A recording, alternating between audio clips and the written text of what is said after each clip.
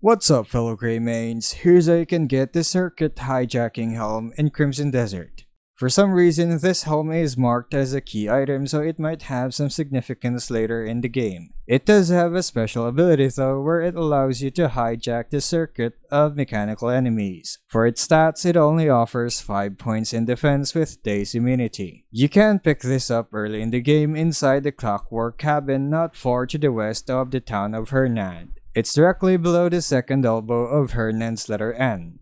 Zoom in and it's right around the end of this path. When you reach the place, you'll find 2 cabins. What we're looking for is inside the one on the right. Enter that cabin and you'll find a messy room filled with technical stuff. The helm would be sitting on a table to the right. Just take it, then it's all yours. And that's all of it. If you found this video helpful, don't forget to like and subscribe for more Crimson Desert guides. Thanks for tuning in, and I'll see you in the next video.